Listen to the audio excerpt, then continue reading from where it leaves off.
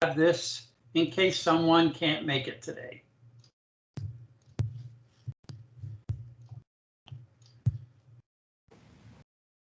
We have 1 minute before we're going to start. All right, thank you.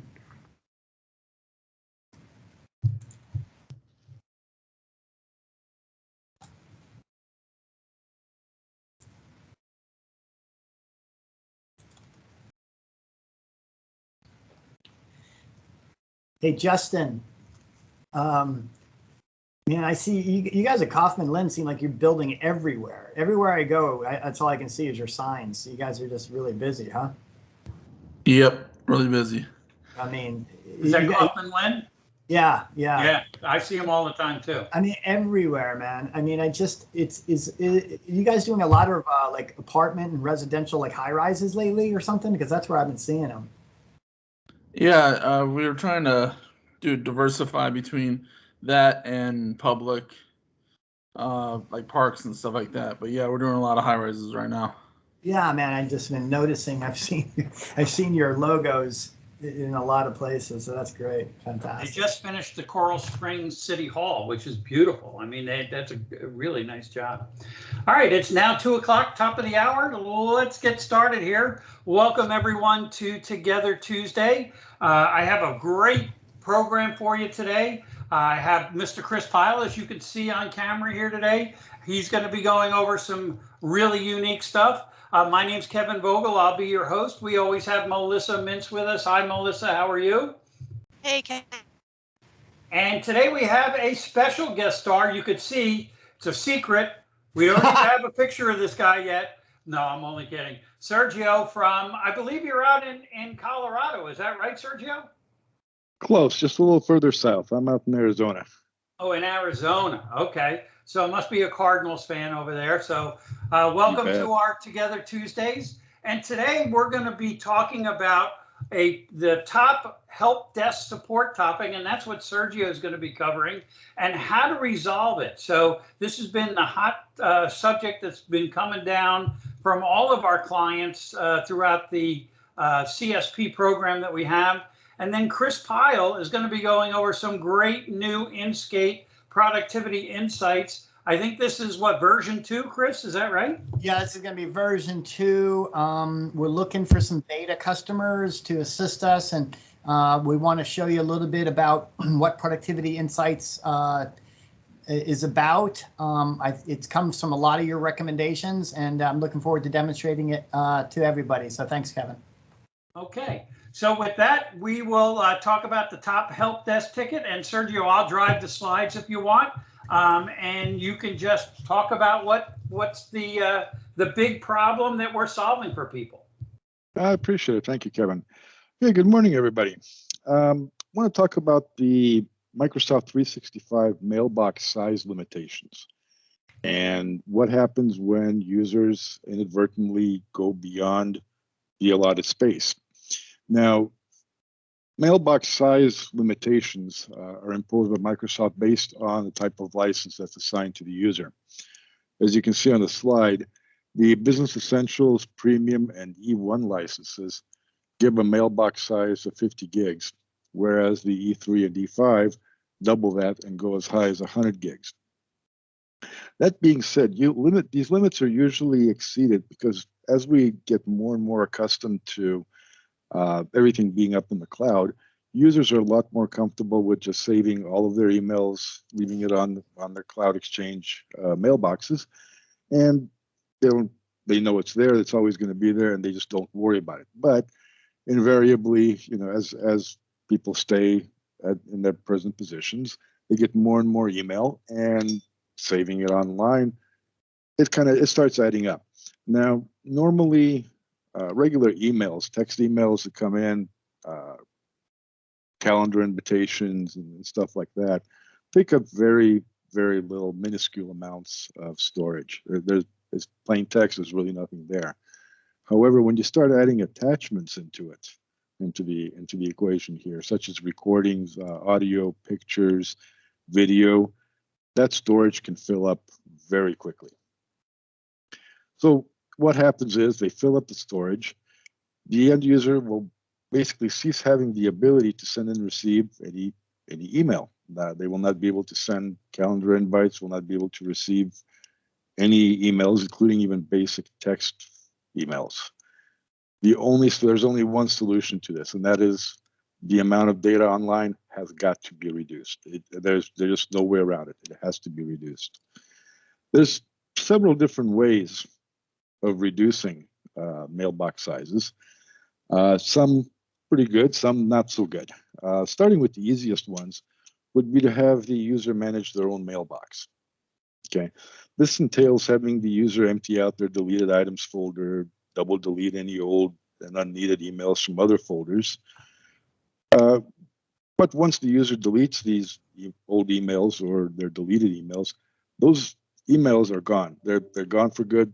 Can't get them back. They're gone. Obviously, this is the least favorable solution because, as we have here in the U.S. and other countries abroad, there are retention policies or laws that require an organization to maintain 2 years, 3 years, 5 years of email on hand just as a record. And if they are not retained, severe penalties for noncompliance will very soon ensue. That being said, another possible solution would be possibly to have the user back up the contents of their mailbox to their local computers. Okay. Now, this is usually a good idea, but it does have potential risks involved there as well. Once the user backs up the emails to the local machine, those emails are still available to them through Outlook. However, there's no control as to what is actually being deleted. And this also can run afoul of jurisdictional retention policies and laws. In addition to that, one of the good aspects of doing it this way is that should the user's Microsoft account become compromised due to hacking or phishing, they'll still have a pristine copy of their email on their local machines, which they can always refer to. Big problem with this solution is hard drives go bad, need to be replaced. If the backup of the user's mailbox that's stored on their local machine is not backed up, hard drive failure, that data's gone. There's no recovery from that. Also, again, I got to remain compliant with the retention requirements. In addition to that, administrators may enable an e-discovery hold or litigation hold on the user's mailbox, thereby forcing the retention of pretty much every email that ever was sent or received by that user. Any of these holds will prevent the users from reducing their mailbox sizes on their own because they're not able to delete them, not able to delete any email at all. So that kind of takes the users out of the equation there as far as maintaining compliance and still being able to reduce the size of the mailbox and to continue to work. So moving on away from that, we go to options to reduce mailboxes that are controlled by the organization's administrator. Sergio, can I ask you a question? Yes, sir. Backup. I mean, there are backup solutions for Office 365 that you could use and then set up retention policies that would help make sure that they don't hit those limits. Isn't that correct? Yes, I'm getting to that. Oh, I'm sorry, my fault. Well, and then Caleb also asked me a question. Caleb wanted to know, and I thought so too, that E3 and E5, Microsoft moved to unlimited size of mailbox with archiving. Is that not true? Yes, it is, and that's in the second half of my. Oh, I'm sorry. Again, my presentation. Again, you're jumping the gun a little bit. We're getting ahead of ourselves. No worries, no worries. Slow your roll, Kevin. That's okay. That's okay. And then I got one more, and this one comes from me, because we've been selling a lot of F1 SKUs lately, or in other words, first line worker, where they only have 2 gig size mailbox. Yes. Have you guys been running into that yet? Because I think that's going to be coming down the road even bigger and quicker than the enterprise ones, the frontline workers. Now with retail coming back and a lot of people, hiring back all those furloughed workers, we're seeing a pretty big uptick in the F1 SKU. Yes, and the F1 SKU also includes the auto-expanding archive, if I remember correctly. I'm about 99% sure that it does, And once I get to the auto-expanding archive and the archiving, online archiving, then you'll see that even with the F1 licenses, it will still enable the users to have basically unlimited sized mailboxes. And the archiving and auto archiving is also available to Business Essentials and Premium and E1 users as well. Okay, so I hope that answers your question.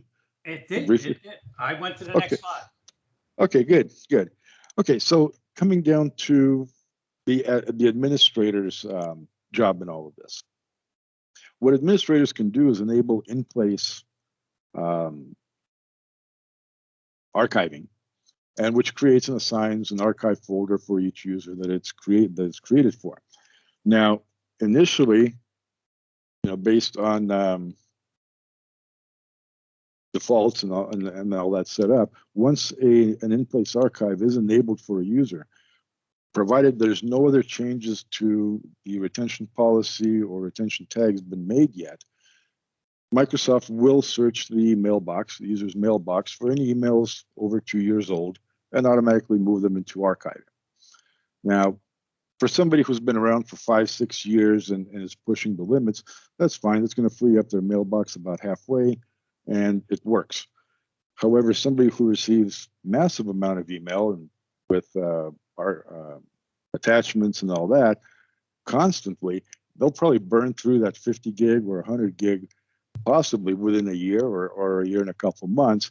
So enabling in-place archive isn't going to do much for them at that point because there's nothing over 2 years old. However, with modifying the retention policies and the tags, the administrator can set the policy to move everything from anything 6 months old or a year old to move that into archive. Now, the in-place archive folder does not count against the user's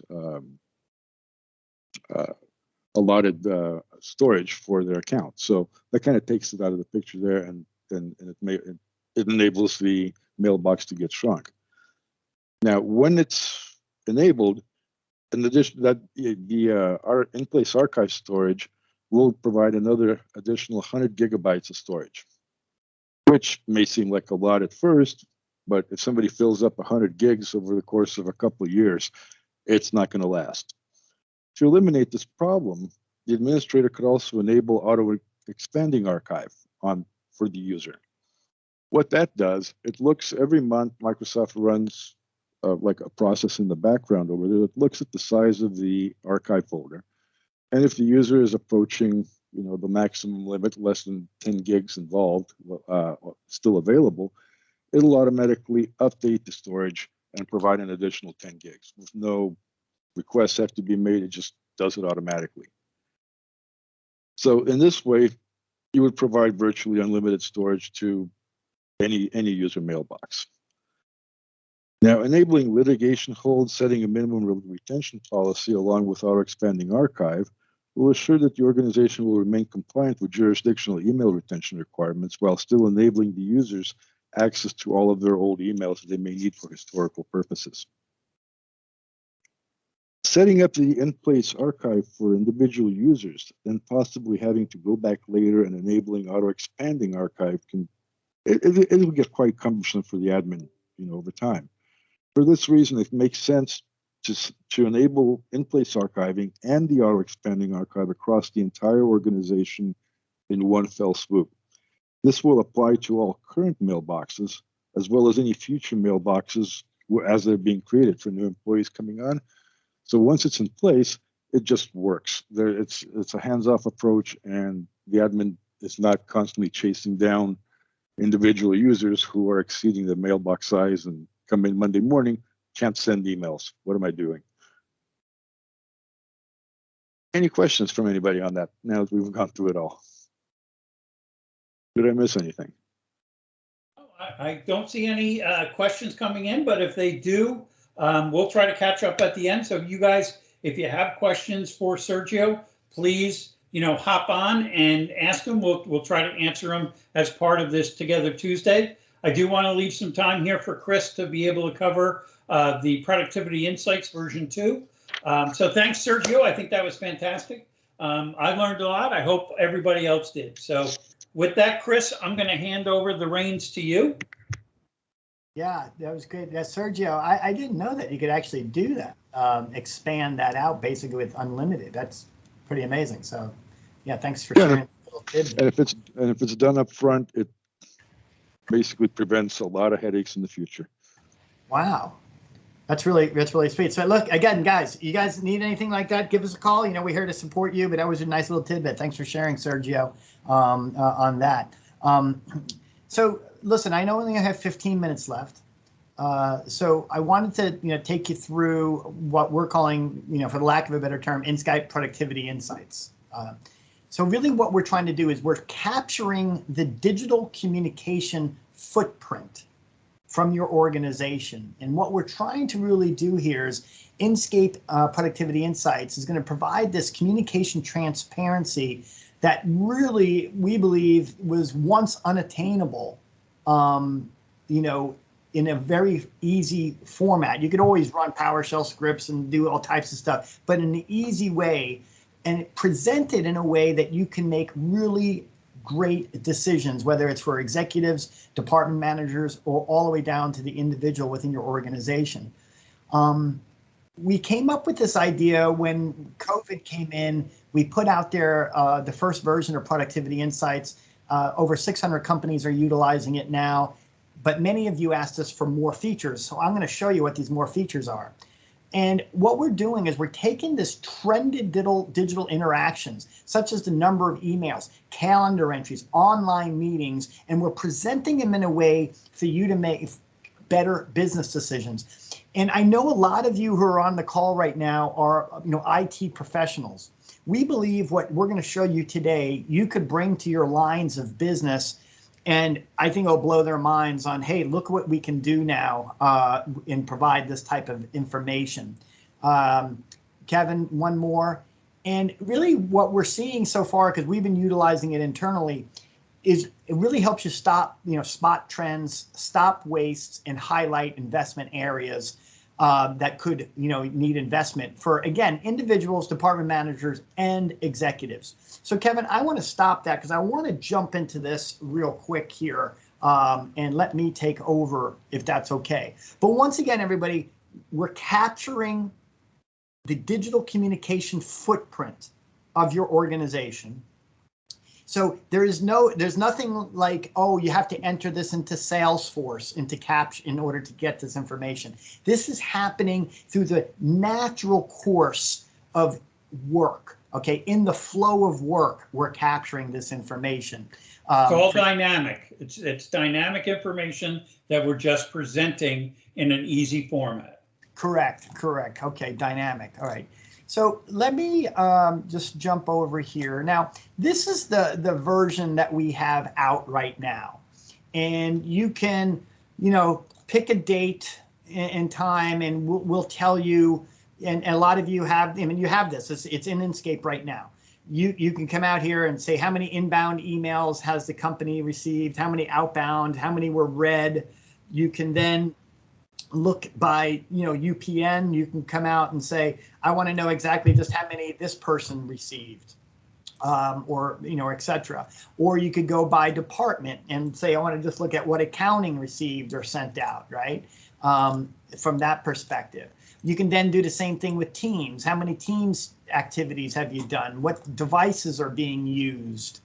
And then we've also combined it all together where you can say, I want to look at just my accounting department and see, their last mailbox activity, how much mail was sent, how much mail was read, how much mail was received, last Teams activity, Teams call, team chat, private chats, etc. And again, we're in my staging environment. That's why there's not much in here, as you can see. But we capture all this. And, we have like 600 companies using this, providing insights on, almost 500,000, 600,000 UPNs. And you can export this information to a CSV and, go to town and manipulate the data any way that you would like. So a lot of customers are loving it. They're loving it. They're like, this is great. Thank you so much. But we want more. We want more. So I want to show you, again, this is in staging, and we're going to be looking for beta customers. is I want to show you, based upon a lot of your peers' inputs, what we have done now. And we are looking for some people who would be interested in testing or betaing it with us. So I'm going to pick a date range going back into September 2020. And let me go ahead and apply that. Now, I want you to notice up here that I am representing from an executive view from championsg.com. That's our old domain, for this time period, September 1st, 2020 to December. And what we're showing you right here is that the number one domains that we are communicating with the most is one, ourselves. So in other words, we are communicating more within championsg.com than we are with any other domain. The second is being SHI, which is a big customer of ours. They sub out a lot of work to us, great company. Third, I couldn't believe it, is Microsoft. And the beat goes on that you can, keep looking at all the different companies that, we are communicating with in order. Anywhere you see this, you can pin this domain and you can customize this dashboard. I want to show you a few things. Let's start with Microsoft, for example. So for this time period, you can look at this domain and say, how many interactions have I had with this domain? How many emails did I send? How many did we receive? How many calendar invites did we have with this domain? How many online meetings did we have with this domain? How many hours of calendar time? 474 hours we spent with this company. 310 of those were on online meetings. And what was the busiest time when we were communicating with them? What was our average response time to them? And what was their average response time to us? Look at this, Kevin. The optimal time we can expect a reply was 1 a.m. from them. There you go. Love Microsoft. Who from the domain from our domain are we communicating with? What departments in our domain are we communicating with? And who are we communicating with there? So some really quick information, but if I wanted to deep dive in here a little bit more, I can come in here and now really filter down a little bit here and really see, exactly, who am I communicating with at this location, okay? Amy, this person here, Amy Lee, I'm spending a lot of time with her. Who is she? What does she do? What is she about exactly? Patrick, we can see we're also spending some time here with some shared mailboxes. But then I can quickly click on this and see, okay, who in my champion employees, are speaking with them, which group. These are all of the different groups, right, Kevin, they call them, or set up in our Active Directory. But these are all the different groups that are communicating with that. And then which employees are communicating the most with this domain. So you can imagine, right, team, that everybody, a group that's on, is that you could look at this from a customer's perspective. Let's say you are a sales manager and you wanted to look and say, I want to know who's communicating with my biggest customers. How often are we communicating with them? How many meetings are we having with them? Who are we communicating with there? So there's a lot here that you can do from that perspective. The other thing is you asked us more. Your peer said, look, can you do more with this? I want to put filters in here. So you can say, I want to filter by a department in my organization or by an employee in my organization.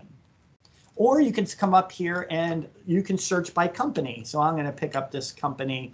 I think it's, let me just pick this one up here. So this company here, ABCFWS, we can look exactly who the interactions are with this company, how much time, our average response time, the busiest times that we can speak with them.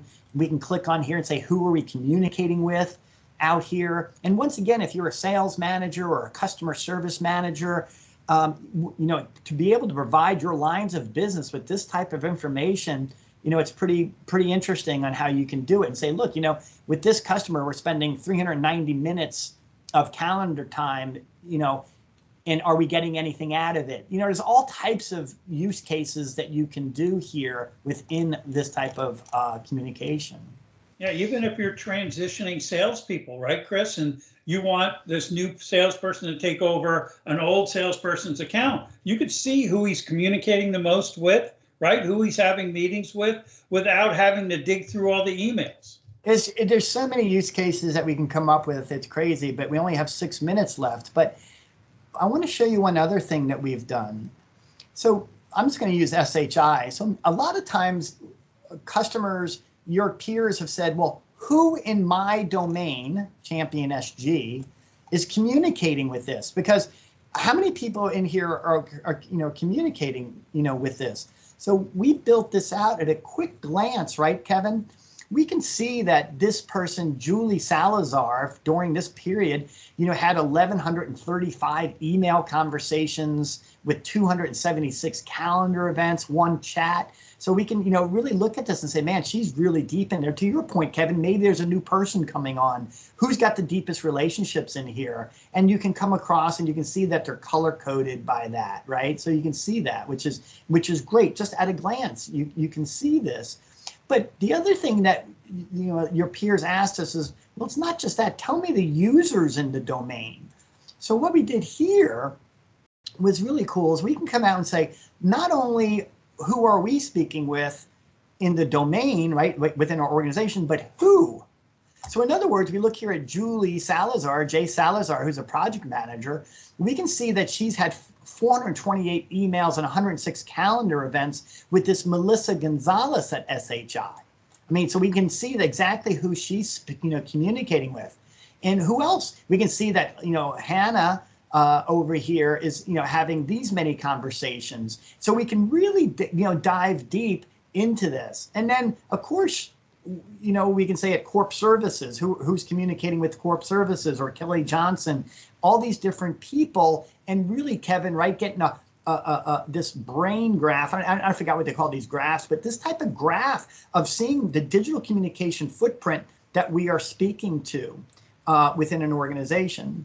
And then from here, you can also see by the people that are communicating really what they're talking about. Like the bottom one down here seems to be all technical people. So this is probably a technical person that they're talking to. So, you can actually get this from this type of information. Yeah, exactly. And then you can even go further. You can then click over here, if you wanted to, and, really, I'm not going to do it, but you can keep going deeper and deeper and seeing the communication plots amongst everyone. So it goes out there quite a bit. So, Kevin, we're coming up here. We're almost done. I think you get the gist of it. A lot of use cases where, it's really interesting. I'll tell you just some within Champion when we first started looking at this, was how many are we, communicating within our domain? And we can see there's a lot of people that's speaking amongst Champion, amongst ourselves. Stacy, I don't know if she's on, Lisa Cuthbertson, Tracy Leginos, right? They're having the most. And then, but when you get into it and you start looking, when you start looking at it, you can really determine, like even in the organization, when you're communicating amongst yourselves, it's really amazing, Kevin. Let me just pick this. I screwed up. When I pick this up and I look at our organization, and I can see like what departments are we communicating with the most, within what departments, and it just really blows me away sometimes when I look at this. And I'm really proud of the Women of Champion, what we're doing within, promoting that up and on all those things that we're doing to make sure that. But I also can see that we spent 4,200 hours on that of communications in these general events. So I know all of these different things and how much time in LastPass training and, Microsoft training did we spend? How many times did we spend on, general events? How many online meetings have we spent on Microsoft training with that domain, the microsofttraining.com domain? And the reason that's important is that, we can capture all of this information at a very high level and apply, different type of business decisions to this. So Kevin, it's a click of a button, Chris. You're not really running scripts or running PowerShell, or it's a click of a button to get this information. Yes. And again, when you log in, like Kevin, when you log in, you're only going to see like, here's who I've been communicating with the most over the past whatever days you want to, choose. So you can say, who am I digital community? Should I be spending this much time with accounting? Is that really my job? Is that really what I'm doing? And, and am I spending enough time with this customer and I'm not getting any return? Am I spending too much time with Microsoft on this problem? So each person will have their own way to have this digital communication transparency to help them as an individual, a department manager, or an executive make better decisions. Yeah, So, Chris, Caleb had a quick question here, and he wanted to know if version 2 will have an additional cost over version 1. Yeah, it's a great question, and the answer is yes, it will. The reason being, Caleb, that it will is really not that we're trying to make a tremendous amount of money on it. It's just that if you can imagine the sheer amount of storage that is required to capture your complete communication, digital communication footprint, there is going to be a cost.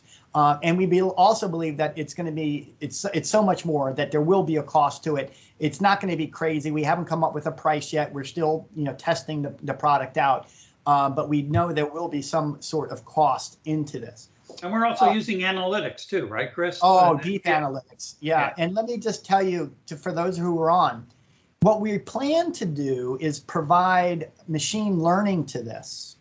And what we're thinking about with the machine learning is we believe that based upon the machine learning, we will be able to predict based upon the communication footprint of when you might lose a customer. Okay, or when you might gain a customer, just because we're gathering, here's how many meetings, the meetings are gone up this much to this much compared to last time this year.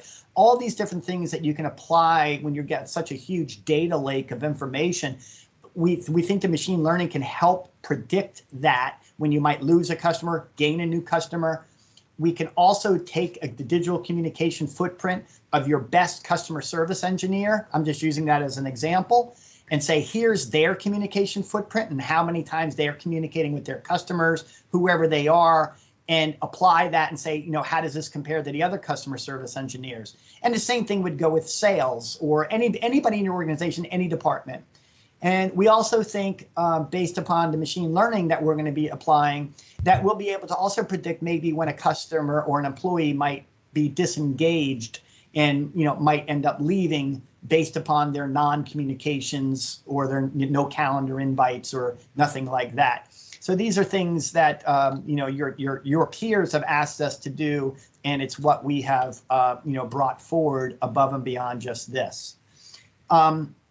So Kevin, I know it's 2:31. We try to keep these things tight here, but any other questions? And if somebody is interested in becoming a beta, working with us on Productivity Insights, we will make sure that we give you a heck of a deal on the new version. When I say a heck of a deal, it's free if you work with us as a beta customer to help us, listen to what you have to say, work with your business lines. Fine-tune it.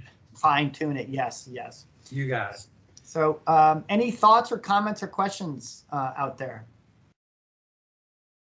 I don't see any here. If you want to raise your hand or unmute yourself and ask Chris a question, that'd be fine.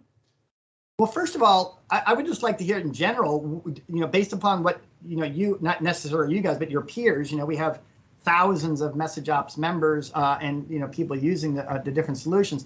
Do you think we're on the right track? Do you think that, you providing this to your business lines, that they'd be like, hey, this is great information? What are you guys' thoughts, or any thoughts? I'd love to hear it. Please sign us up for the beta, Caleb. All right. Thank you, Caleb. We'll follow up with you, brother. Any other thoughts, or does anybody else, are we heading in the right direction, you think, or no? Shy group today, Kev. Okay. All right. Well, thanks everyone for your time today. We will be sending out the October schedule with some really great agenda items here. I think you'll see. And please, if you have any suggestions, things you want to know about, things that are, coming up. I saw that just yesterday, for instance, Microsoft Mechanics put out a nice video about Teams calling, for instance. If that's a subject you want to get deeper into with us, please let us know. This is why we're here. This is why we do this every week, is to try to really help you help yourself. And that's what it really comes down to. Thanks, Chris. Thanks, Thank Sergio. you. Thanks, Melissa. You guys have a great week. Talk to you next Tuesday. Thank you. Bye-bye.